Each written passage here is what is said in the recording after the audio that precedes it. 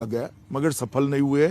किसान हमारे साथ है। ब्राह्मण वोट बैंक की अगर बात करें तो इस बार ब्राह्मण वोट अखिलेश जी काफी जोरों में उनको वो करने की कोशिश कर रहे हैं, कह रहे हैं परशुराम जयंती भी हम मनाएंगे जब हम लोग आ जाएंगे। इस पर आप क्या देखते हैं? मैं इसको कहता हूं मुद्दों से भटकना। अब कह रहे हैं कि अखिलेश जी मुद्दों से भटक रहे हैं। भाई जातिवाद की बात करना मुद्दों से भटकना ही तो हुआ। हम तो गरीब की बात कर रहे हैं, हम शहरी वोटर की बात कर रहे हैं, मध्यम वर्ग की बात कर रहे हैं।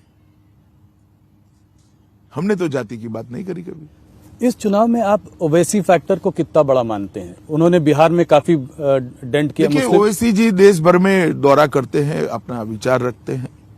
इस बार उनके काफिले पर ज्यादातर माइनॉरिटी को एड्रेस करते हैं वो जी, और उनको वोट भी मिलता है हर बार। बिहार में मिला था पर बंगाल में नहीं मिला। हाँ, मतलब हर चुनाव में ऐसा होना संभव नहीं है, मगर एक आकर्षण का केंद्र तो युवाओं में बने हो। और उनके ऊपर हमला भी हुआ था। हमला भी हुआ है जी, आप लोगों की लॉ एंड ऑर्डर सिचुएशन वहां अच्छी है मगर उन पर हमला हुआ। देखिए इंडिविजुअल घटना को लॉ एंड ऑर्डर के साथ मत जोड़िए। लॉ एंड ऑर्डर का मामला तब बनता है क्योंकि ओवैसी पर हमला हुआ है और हम किसी को न पकड़े तो 2 ही घंटों में दोनों लोगों को पकड़कर कानून के हवाले करने का काम भारतीय जनता पार्टी की सरकार ने किया है।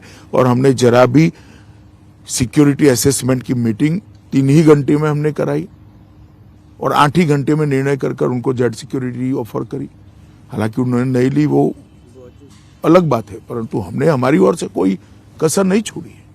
योगी जी कह रहे थे कि अपने स्टेटमेंट्स पर भी आपको थोड़ा सा लगाम रखनी चाहिए, काबू रखना चाहिए। बोलते रहते हैं योगी कब तक रहेंगे, मोदी कब तक रहेंगे, कब तक बचाएंगे, जब चले जाएंगे तो हम देख लेंगे। चलिए तो सबका अपना अपना विचार होता है, मगर मैं मानता हूं कि सुरक्षा हर एक व्यक्ति को मिलनी चाहिए और हमने इनको जेड सिक्योरिटी ऑफर करी।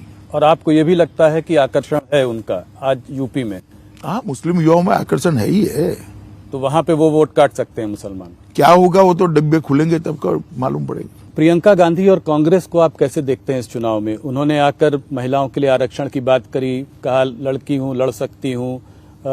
तो आप कांग्रेस को इस चुनाव में कैसे देख रहे हैं?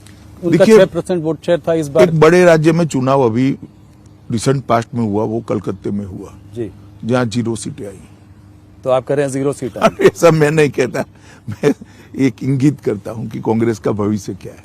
उनके पंजाब के मुख्यमंत्री चन्नी जी ने तंज कसा और प्रियंका जी उनके साथ थी, कहा कि किसी भैया को हम यहाँ नहीं आने देंगे सरकार बनाने के लिए। देखिए कांग्रेस की आदत है जी, हर जगह अलग अलग बात करना, मगर मैं मानता हूं कि इस प्रकार का स्टेटमेंट स्वस्थ समाज के लिए ठीक नहीं है।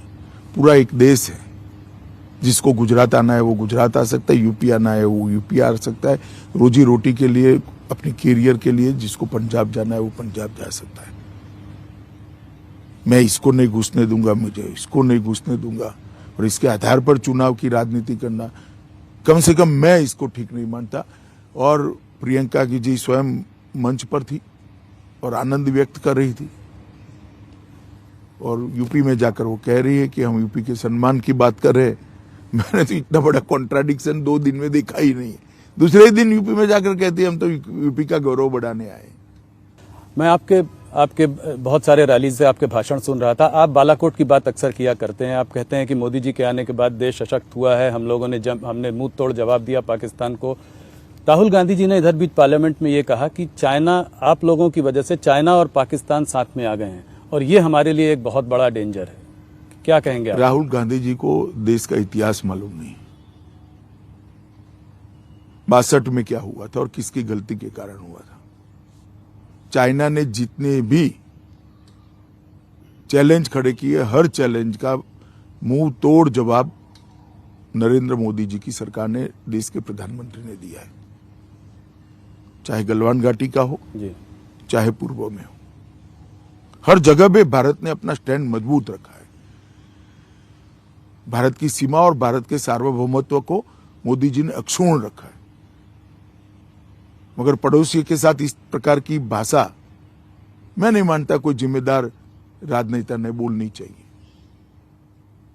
और मैं छोटी सी बात राहुल गांधी जी को पूछना चाहता हूं, आप पार्लियामेंट में तो ऐसा भाषण कर रहे हैं, मगर विदेश विभाग के सारे प्रोटोकॉल तोड़कर चाइनीज डेलीगेशन को मिलकर क्या गुफ्तगू करते हैं?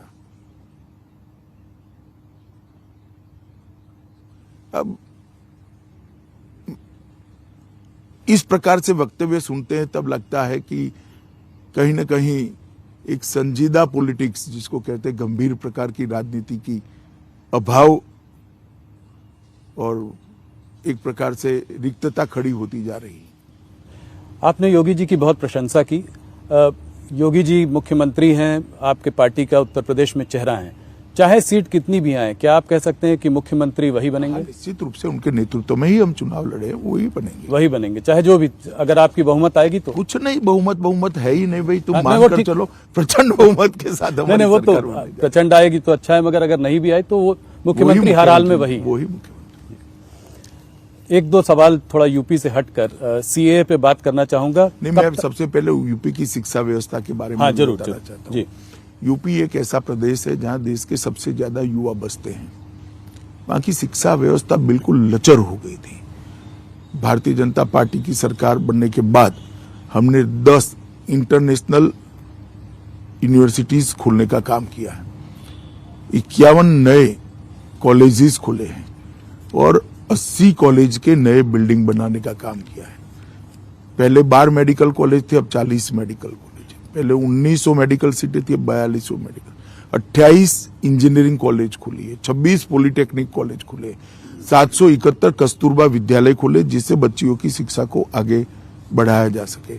और एक प्रकार से यूपी के हर जनपद के अंदर, चाहे मेडिकल शिक्षा हो, चाहे इंजीनियरिंग की शिक्षा हो, चाहे रोजगार संबंधित शिक्षा का वातावरण बनाना हो, चाहे ट्रेडिशनल कोर्सेज हो, ये सब जगह पे शिक्षा के माहौल के अंदर बहुत बड़ा परिवर्तन लाने का हमने काम किया है। और इसके कारण युवाओं में एक नई आशा जगी है।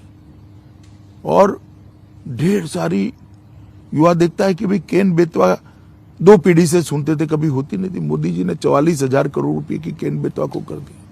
इंफ्रास्ट्रक्चर के अंदर उत्तर प्रदेश के अंदर ढेर सारे बदलाव हुए।